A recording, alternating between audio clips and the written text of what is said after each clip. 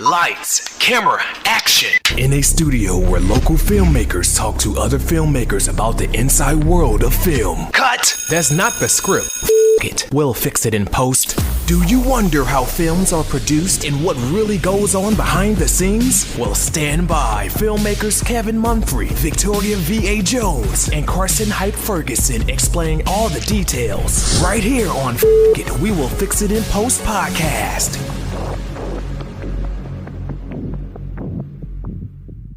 Good morning, good afternoon, and good evening. Whenever you're listening, I thank you for doing so. I am Kevin Munfrey, and once again, this is We Will Fix It in Post. I am with my colleagues, Carson Hype Ferguson and Victoria V.A. Jones. What's going on? Today, we have a guest. We're talking to actor Hasaan Rasheed. How are you doing today? I'm excellent. Alive and well. Yeah, well, I'm glad to hear that.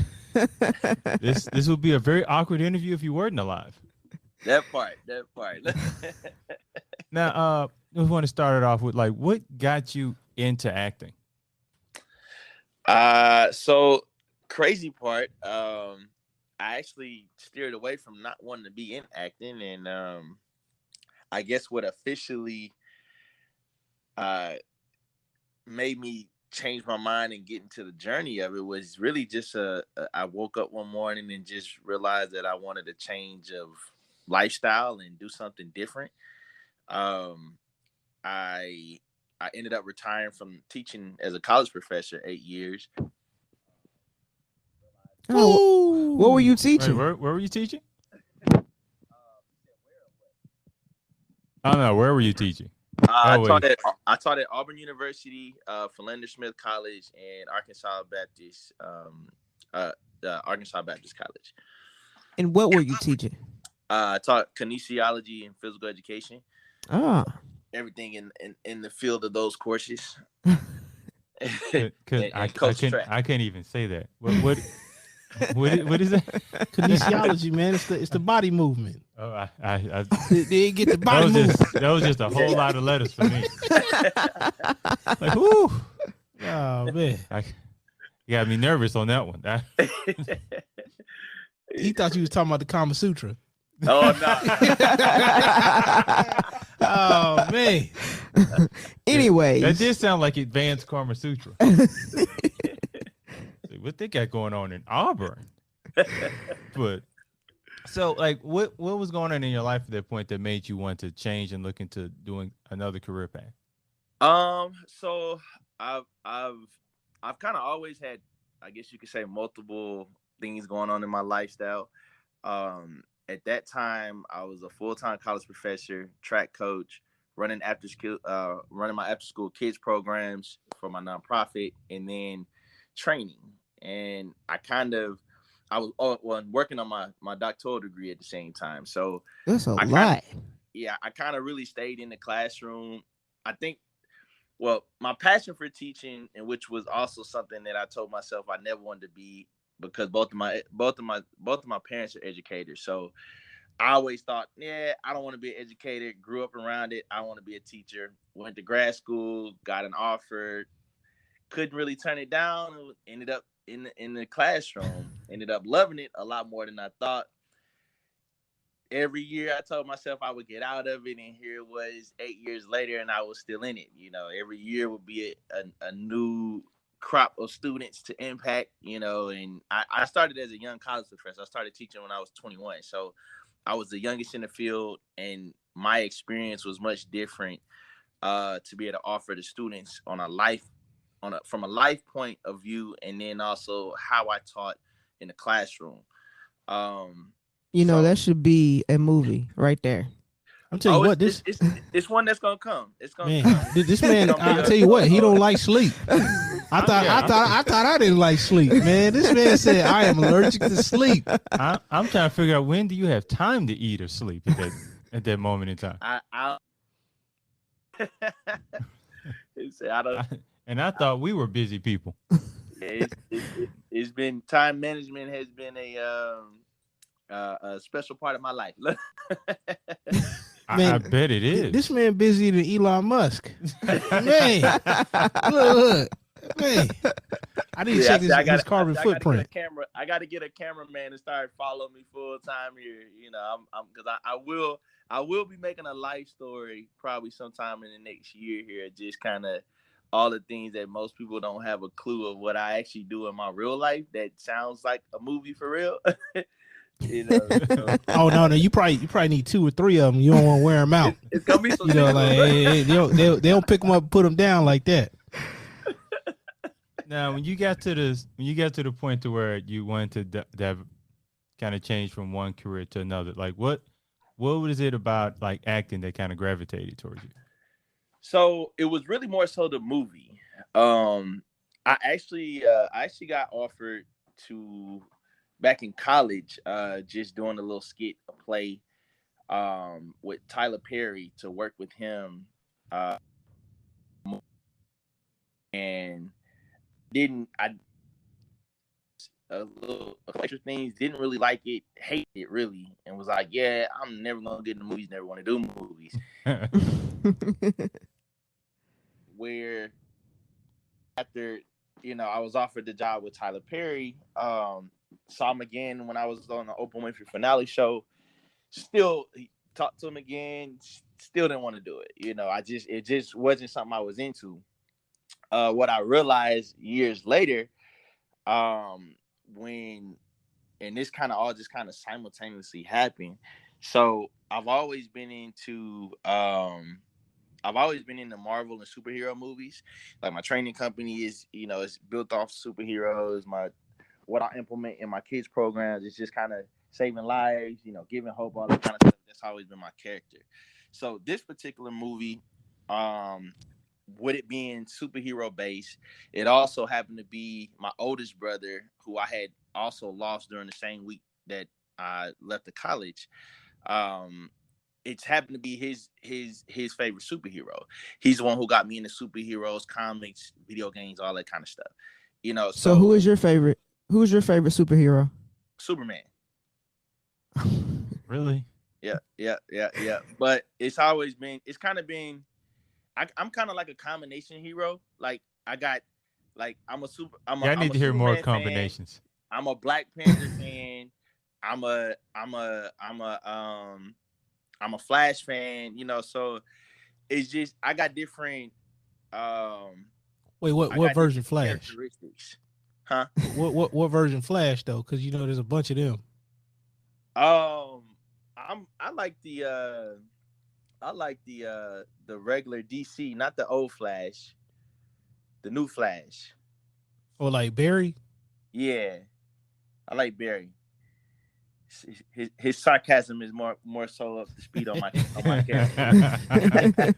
Okay, I can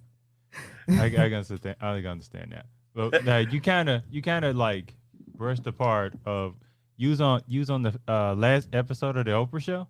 Yeah, I was one of her special guests.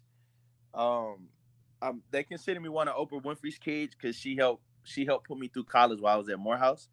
So for every year, she helped me after my second semester freshman year. I was about to get kicked out due to finances, and I had already, I was a boy out of Texas. Could have went to any school in Texas that I wanted to for free, just because of my ranking and where I graduated at.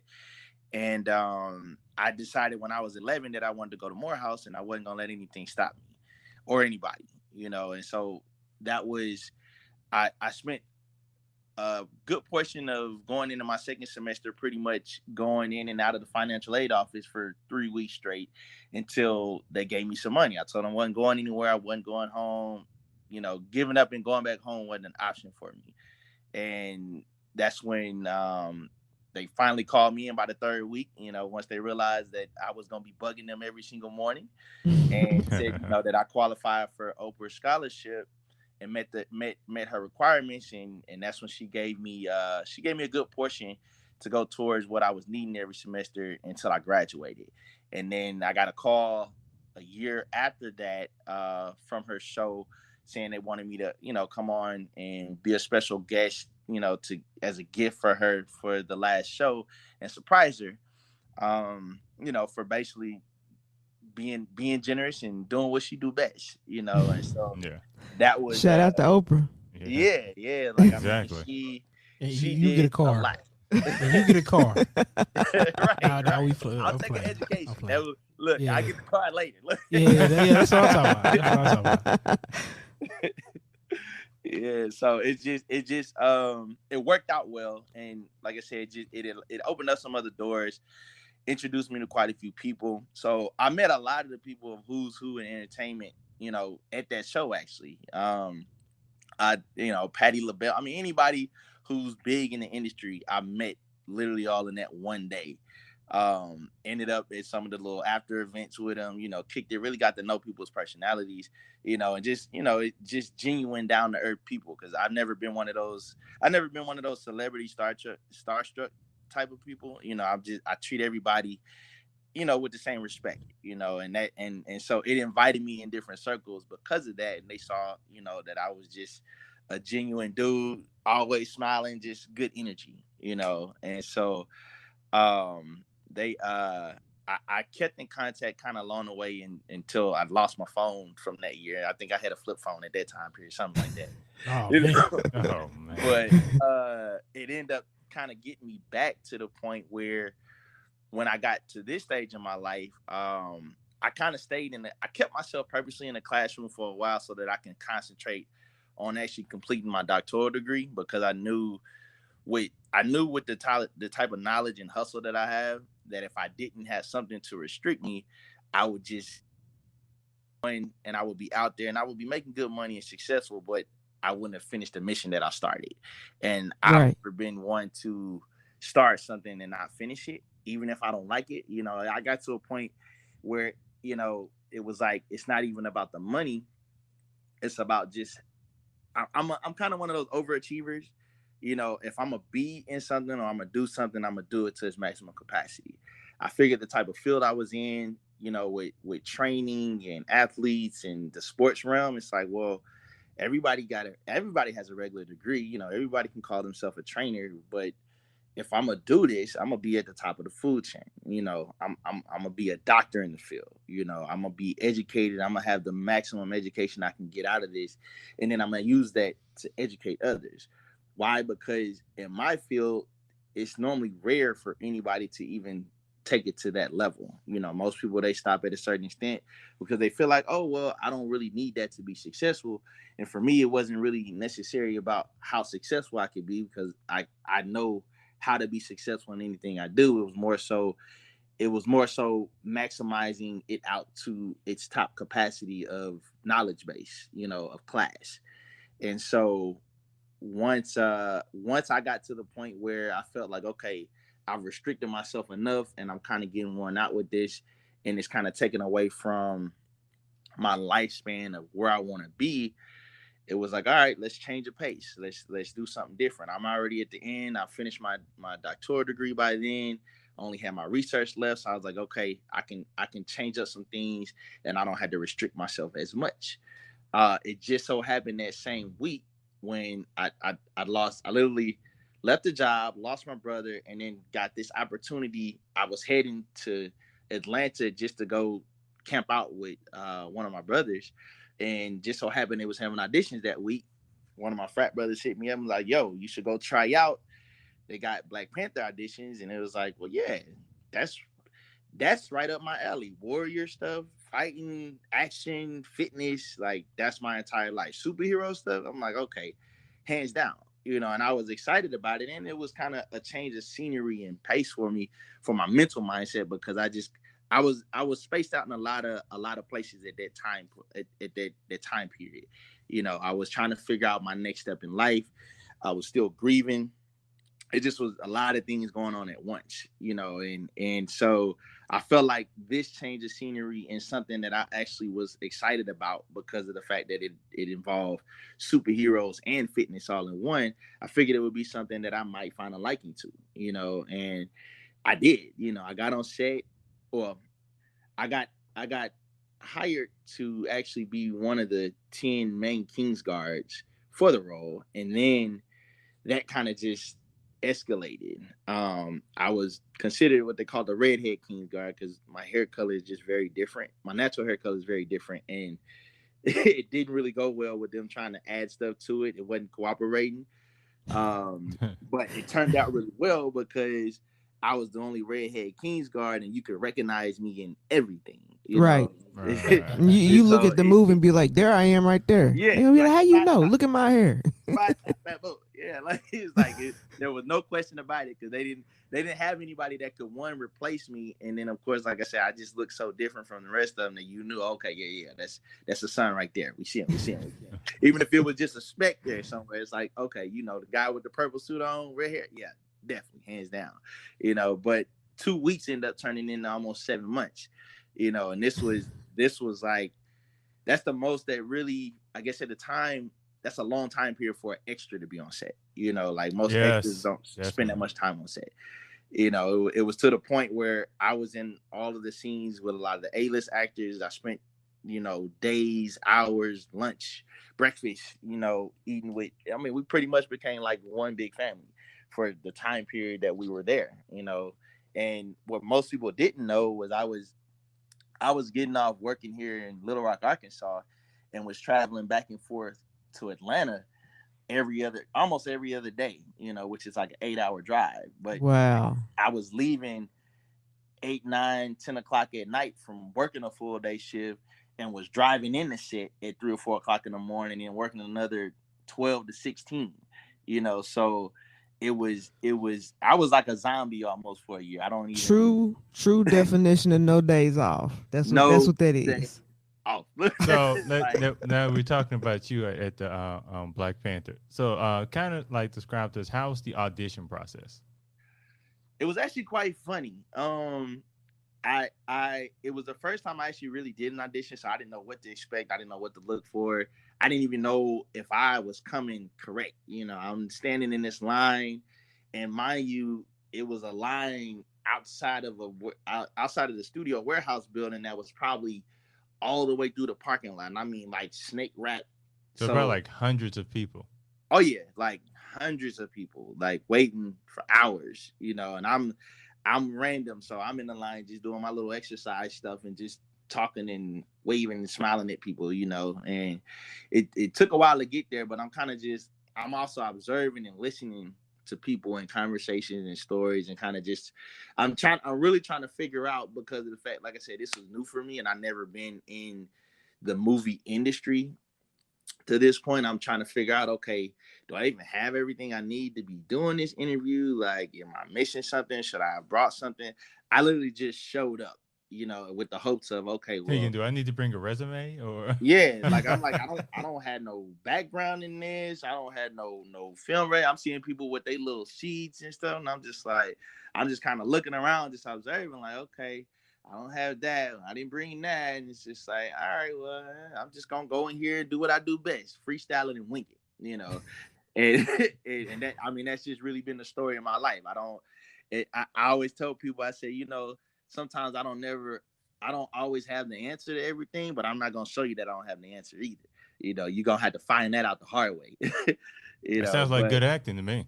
Oh yeah. That's what I realized. I said, you know, I think I've been acting longer than I actually think I've been acting. You know, they got a chance to you know, and I guess it was different because seeing the different body types and people who were just going in for certain roles, I was like, okay, well, you know, I know me particular. I was like, I want to be obviously in one of the warrior roles. It's like that. I feel like that's the best role for me. That's what's gonna fit, you know, and so. But I'm seeing some of these other guys in line, and it's like you see all these different weird body types everywhere, and it's like, okay, all right, I wonder what they're going out for. When they're, you know, and then I'm kind of just listening in on everybody else's stuff, you know, just taking notes. Really, it was a real observation period for me. And then I got up there, and it was like, okay, they just asked a few questions, took a couple pictures, took my shirt off, they turn here, turn there, and it was like. Oh, but I think the funniest part of it for me was like everybody's reactions, because you had the option to take your shirt off or keep your shirt on. And it was puzzling me because it's like, okay, well, if you're going out for certain roles, like, why wouldn't you just show it all. Like, you know, you here to sell yourself. So Right. sell yourself, you know. And I'm looking at some of these guys who are like supposed to be fit, right? And I'm like, okay, all right, yeah, he probably gonna do this, he probably gonna do that. And then I'm Oh, watching, he gonna show. like, They gonna take that shirt off. yeah, you know, but it was one of those where it was like they started taking shirts off and stuff, and I was like, oh, okay, this is too easy. You know, it was like, oh, this is what I'm up against. Oh man, he said my shirt off. He said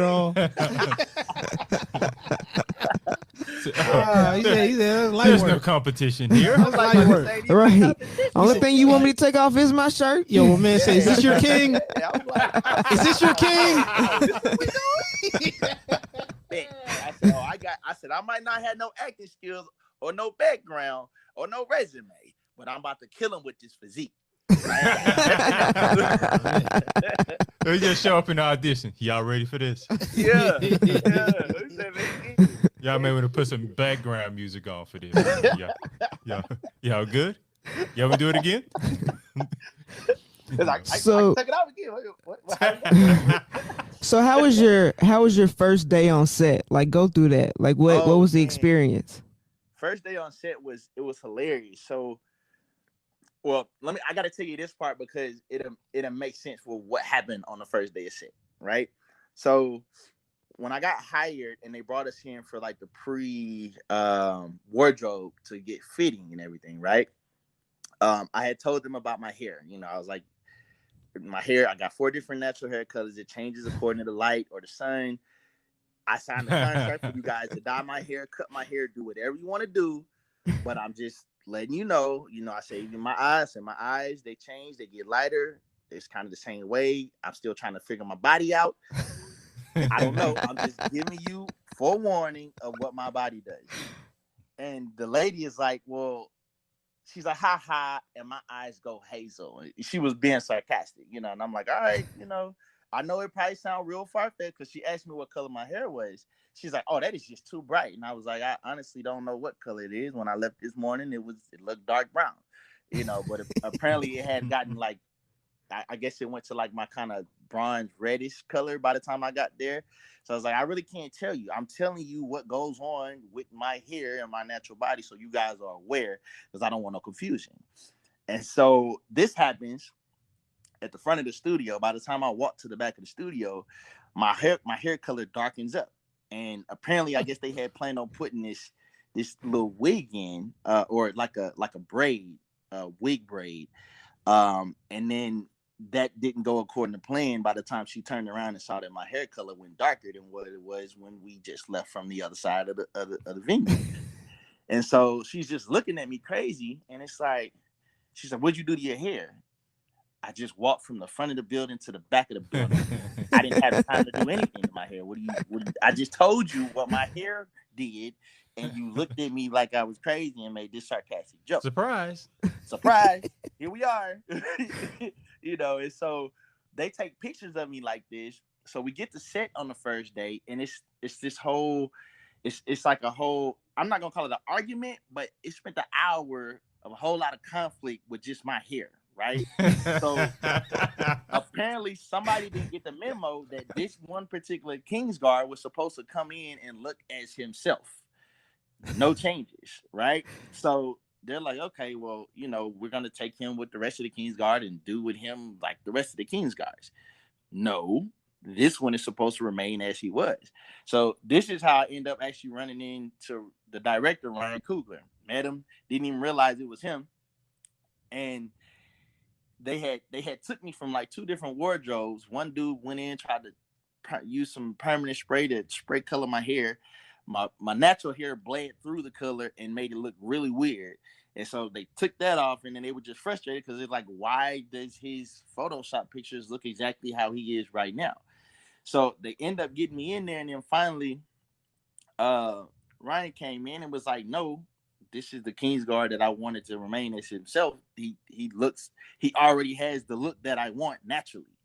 And it literally was a whole hour on set that morning just with my hair because it was so much commotion on what it was supposed to look like. And they wasn't While all this realizing is going on, are you just kind of like just awkwardly standing there? I'm just kind of taking it all in and just I'm trying not to bust out laughing, but I'm just kind of just smiling at everybody like, you know, I tried to tell you, but you know, I'm just here. I'm just here. I'm just going. You direct me. Y'all do what you want to do. You know, Does your hair I'm not change kinda, color while they're arguing huh? or debating? Does your hair change color while they're debating? I wish it did, but it didn't. Cause I'm just imagining them just arguing, debating, like, wait, wasn't his hair brown just 10 minutes ago? Right. That It's red would now? have been hilarious. That would have been hilarious. But no, he didn't. It didn't do anything at that time period, and so it didn't. But it did end up. It introduced me to quite a few people in that first day because they was like, "Oh, okay, all right, well, yeah, this guy is very different." I feel like the whole set knew who you were. Huh? Oh yeah. Oh, they definitely knew who I was then. They didn't know before. They definitely knew then. And then what happened? They ended up once they kept that the same. They brought me around. All of us had to line up after we got our costumes and everything going to make sure we were all looking the same. And so they got to me again, and then it was a problem because my top hair colors do something different than my facial hairs, right? But I have it's just always something with you. Yeah. Oh yeah. You gonna get an adventure. So they realized, okay, well, his eyebrows is doing something a little different, and his mustache, you know, they like it's different from the top. And then they put this little special light on. They're like, wait, he's got like a bronze looking orange or something up in here. And so I'm just listening. I'm not saying nothing. I'm like, I can't tell you what's going on up there. I'm not on the top of my head. Y'all probably see something totally different than what I know. I don't know. I'm just here. And so they're like, oh, no. We gotta his eyebrows and stuff. It's gotta match his top head. So they get to trying to work on my eyebrows to get my eyebrows and my beard and stuff the same color as my top head. It gets to the point, it's so weird, right? They're like, whoa, wait a minute. Oh, now he's standing out too much. It gets so weird. They're like, oh, okay. We got to cut all the beards off all the King's Guards. Oh, my goodness. Oh, yeah. Oh, my goodness. Oh, yeah. So, you know, that didn't go too well for all the other guys, especially the ones who had full beards. I mean, I didn't care about my beard. It wasn't sentimental to me, but you could tell the other 9 guys who were there was a little bit salty because it was like, what? We got to do what? Hold on. Cutting our beards. Baby face? Yeah, it didn't sit too well. And some people can't pull off baby face. Like right. They need the hair on the hair on the they chin. need it. They grew it for a reason. They need all of it. So but it was funny because it was like, dang, you signed that contract. What you gonna do? Like, you know, you gonna leave or you gonna let them whack you. You know, you got one or two options. Right. You set, you about to make history with this movie. It's Marvel. How bad you want it? You know, it made people really question, like, do I really want to do this? I've been, you know, especially some of the ones that had been growing their beard for a long time. And I felt bad because I'm like, dang, like, I'm just kind of looking at everybody like, look, my bad. Like, I tried to warn them. They ain't listen. And this is the consequence. Like, it's happening. It's happening, you know. But I'm just imagining they shave someone's, and I was like, oh, no, we can't even use them for the movie anymore. No, this ain't gonna work. And some of them, it ended up like that where they didn't get used, you know. Yeah, like I was like, yo, they're just like, damn. All I can say is my bad, you know. It's like, you might want to work on that hair, bro. You know, they got some serums for that, you know. Help you get your stuff back, you know. But yeah, it was funny. And then we had once we finally went to set, because that took us, wardrobe alone took us probably about 2 hours, maybe 2.5, 3. Between that, eating breakfast, getting dressed, costume, hair, it was a couple hours process, and then waiting. But we started filming about, I think it was about 4:30, maybe 5 that morning. And it was still like freezing cold outside. I mean, it was probably 30, 40 degrees that day. And it was it was it was it was fun. Like it was an adrenaline rush going because obviously for me, I hadn't had no sleep and was just fresh off the road. So my adrenaline was just very different for everybody anyway because I would just come on set just geeked up. You know, I was fresh off no sleep hours, would just be working out. I would get everybody pumped up. You know, hey, look, let's hit these jacks, let's hit these push-ups. You know, we gotta look good for these scenes. You know, just I was just being me. You know, but it was mainly because I was fueled off of no sleep. A lot of it was, you know, it was just I was in zombie land, but I had to keep myself going so I wouldn't shut down. We ended up on set, and it was wind blowing so cold. I mean, it felt like it could just whip by you and cut you. It was so cold. And once they finally cut all our beards off, of course, and we got these little, like our uniforms, the back was out.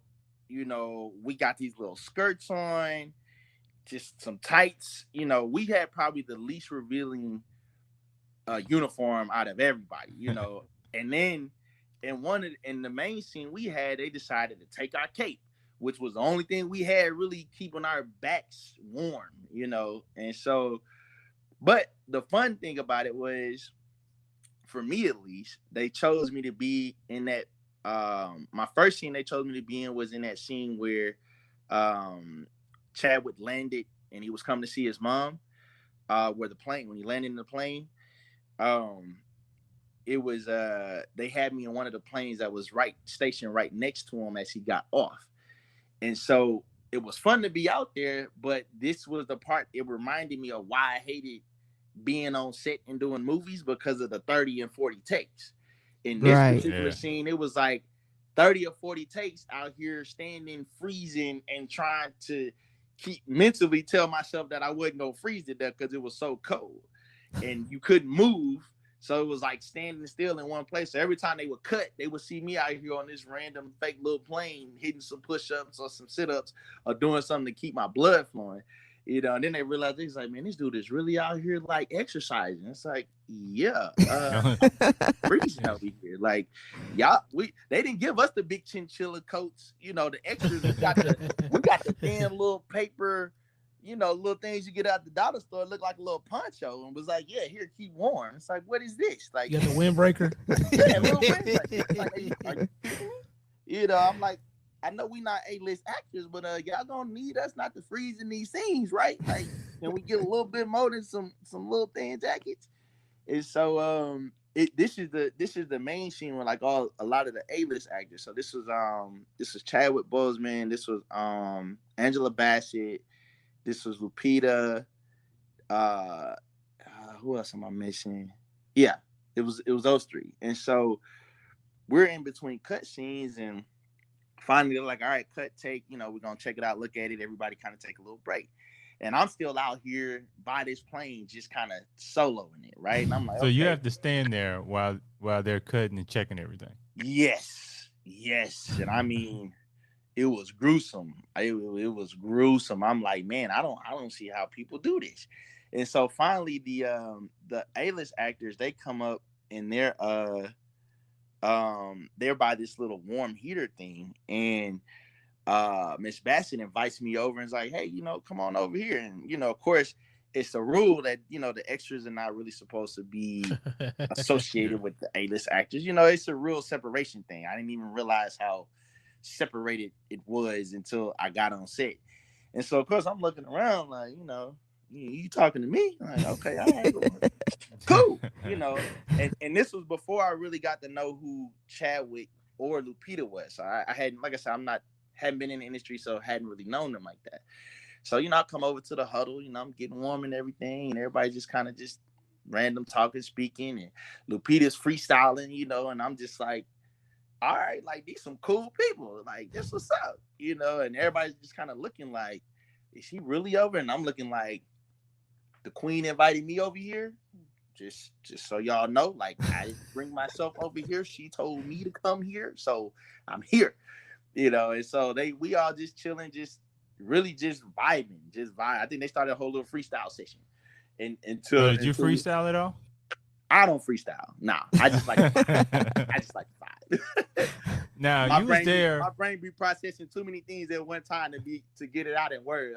I freestyle it up here, but to come out in words, yeah, it might not. Now you said you was out there for 7 months, right? I was back and forth for 7 months. So like anywhere, like during that time, was there any kind of sense of that this film was that could have been historic? Like, did it feel like it was doing something historic? The time it didn't, but because of the type of people and the energy, and like that was my first time being on a set like that. But like Ryan Coogler's energy is just different. Like talking with him was like me being back on the football field again. He was literally like a football coach. Like that's how he operated, and the energy, his heightness, like everybody's energy there was just very different from so he can be, because what I always tend to hear about Ryan Coogler is that he's very soft spoken.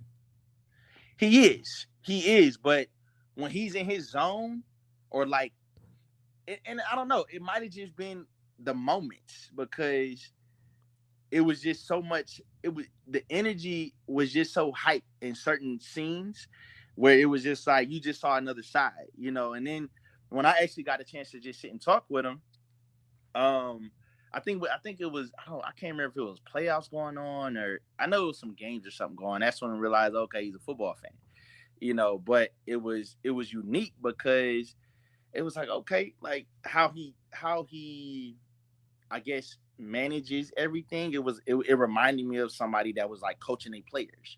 It's like, all right, yeah, let's do this. All right, yeah, let's do that. No, I like that. That's cool.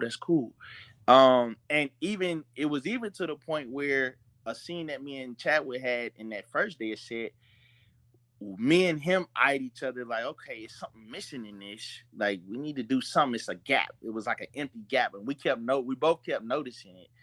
And it was like, all right, let's try something. So he walks over, Chadwick walks over, and he's like, we kind of give each other that look, like, you feel that little awkwardness space right there too? And he's like, yeah. And we introduce each other to ourselves, and then that's when we come up with the whole X, And so he goes over to Ryan. He's like, yeah, we're gonna do this in this scene. Basically, it was just we improv some stuff, and he liked it, and that's when I realized, oh, okay, pretty cool, down to earth, that, and that I just started opening up conversation, and it started giving me kind of reality of what just movies are and the things that go on behind it that people just really don't see, But it was more so a perspective like, okay, he's not one of those directors where it's like my way or the highway.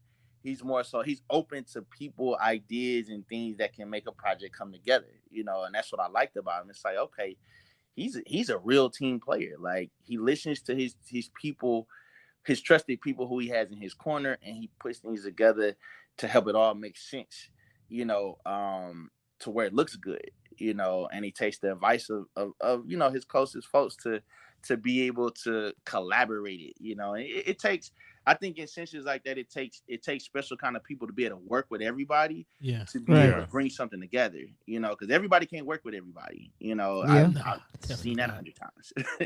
yeah, you right about that. Now, when the movie came out, like, did you go see it like the first day, or did you wait a few days? So I was actually, crazy thing is, I got invited to the different premieres in the different cities. So when the trailer, because I was featured in the first trailer and didn't find this out until the NBA, they aired it during the NBA Finals game. Oh, and then that's when everything just took off. I mean, it literally just took off. My social media started blowing up, my phone started blowing up. Everything went ballistic, Hey, did you get those old friends or old exes or old family members talking about some, hey, what's up, cuz, or whatever? Got any brand new cousins? When I say people came out the woodworks, it was like, what? We ain't spoken in years. Like, what? Huh? Like, hey, how you doing? Like, and then of course it was, oh man, why you didn't tell us you was in the movie? It was this, and of course, with Marvel, like, it's really confidentiality. really Right. serious. You know, it's like you can't speak on nothing. That might be your career. You talking about something might end it all. Yeah, so that opened up a whole new gateway for me because my social media took off and just everything because of people who knew me in the different fields of stuff. It started questioning a whole lot. You know, people wanting to have interviews. Like it went crazy literally overnight. So like, did the But local news try to talk to you? oh yeah, they did. They did. I ended up on quite a few news stations, different events. Like so, what ended up happening?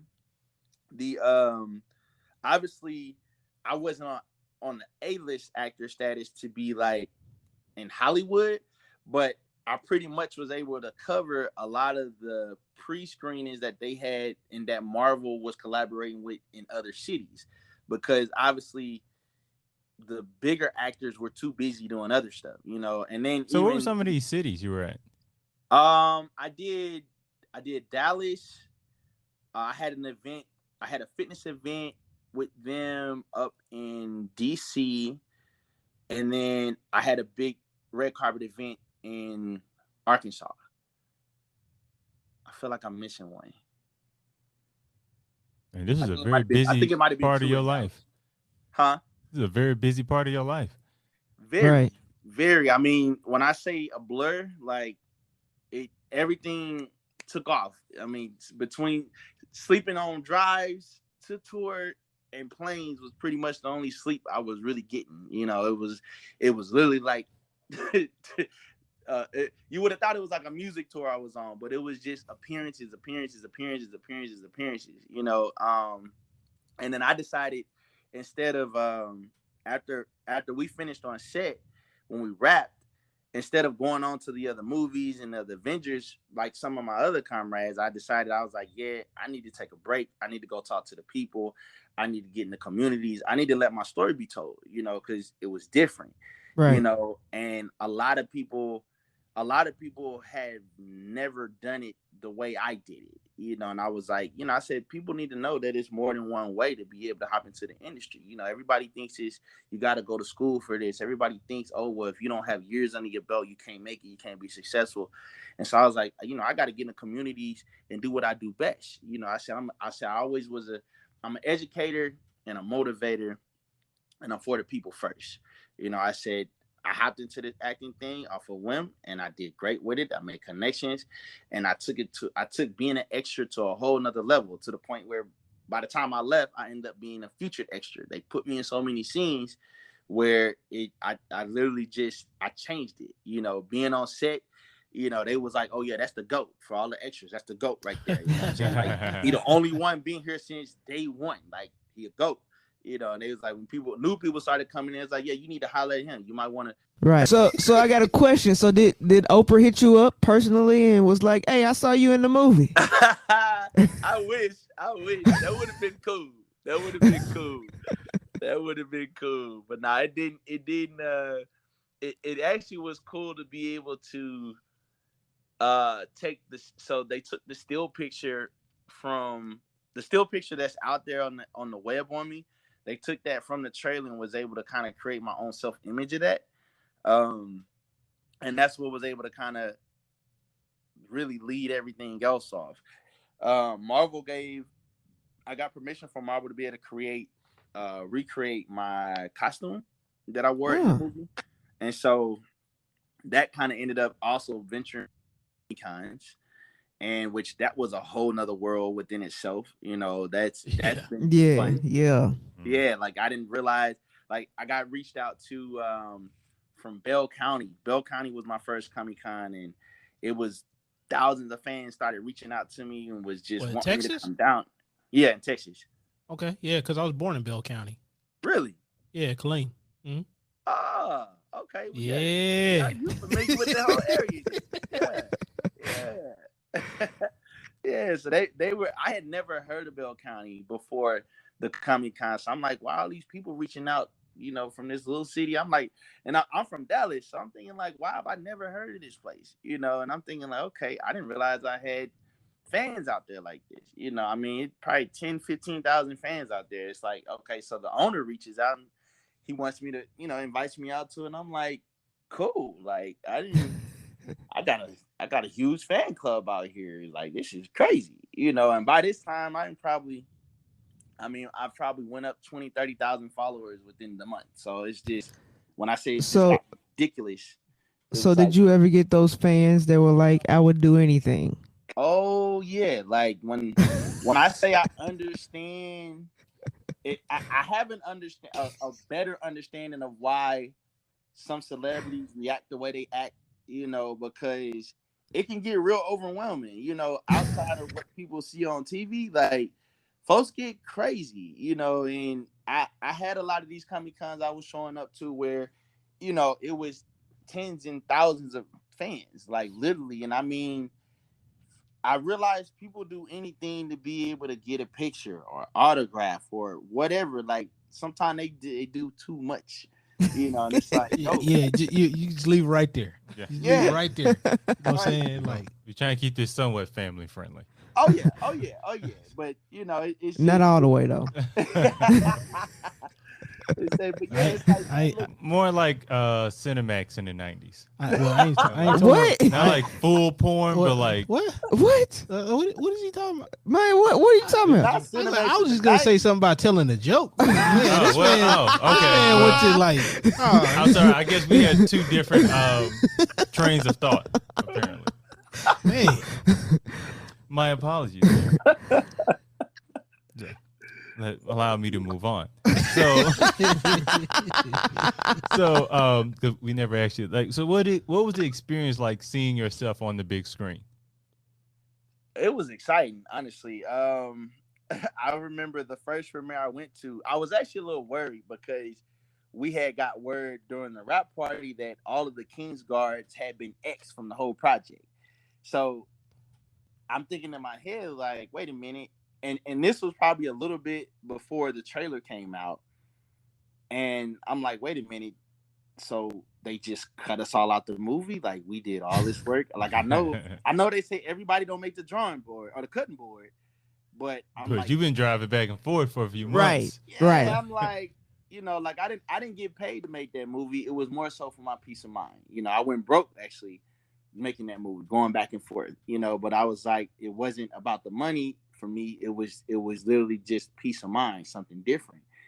And so to see myself make the screen, well, first make the main trailer, that was mind blowing. I'm like, and they played it during the NBA Finals game. Like, people have seen this all over the world, and I've seen the scene just in some of the different Marvel movies and clips too. So it's like, yo, this is bomb.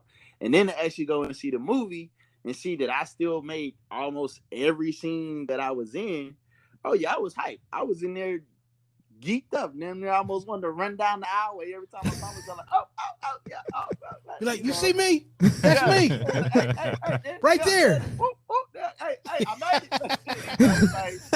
like, whoa, like it took me back into the movie. Like, I felt like I was back there again. It was like being on set again. But it was more so being able to see, oh, okay, this is what we had to imagine was here, or because we obviously didn't see anything while we was on set. We had to just visualize what it was supposed to look like, right, how it was going to turn out, so to actually see how they put it together was amazing. It's like, oh man, that's what we was doing in that scene, or that's what we was looking at, or that's how they came out. Like, it was like, whoa, right. This is some real technology right here. This is amazing, and I had never really, like I said, it's the first time I had ever really gone through a movie to that extent, to where I could see all the workings behind the scenes, and so to see it all put together, it's like, wow, we did a great job. Like, all this hard work turned out to be amazing, All that traveling and all them, all that was paid off for you. This was well worth it. I'm like, well worth it. It was a lot to take in though, because it was like, oh man, okay, like it was so much going on, but I was like, oh man, this is amazing. I'm like, and then I had to ask myself, like, man, I told myself I never wanted to get in the movies. And here I am on the big screen, and then to just watch the numbers of it, how it rose, around the world. It's like, yo, I hopped in You something went that I told from not wanting to be in a movie to being into pretty much one of the highest grossing movies of all time. Right. literally. You went to 0 to an absolute 100. So now, now as we wrap this up, I wanted to ask you, like, how does it feel like seeing the impact of this movie have with other like young African Americans, and how this film is basically it is his historical impact. So that actually brings me to the new movie project that we have coming out here. Um, so that movie obviously inspired a lot of our community, right? Right. Um, it brought out the roots, the culture. It brought a lot of us together. It brought other cultures together just because of the movie itself. You know what I'm saying? So for me, it was all about, okay, we need to use this opportunity. This is like a moment in Black history of being able to that's actually something that the people can not only relate to but can also bring us together, which is obviously a problem in our community. We don't know how to work together collectively to get to the same goal, and that's always been a problem in the bigger picture of the cases. So I wanted to use this as a platform to be able to kind of bring in the culture and especially the youth, because it was something that they can relate to, and they can actually, this was something that, it's not like how it was for us where we could sit here and watch a Black History or a Malcolm X or something and we would get it. This generation doesn't get it the same way, so this movie was able to depict something more that allowed us to be able to have something kind of like a middle ground, a middle piece, to be able to glue everybody together.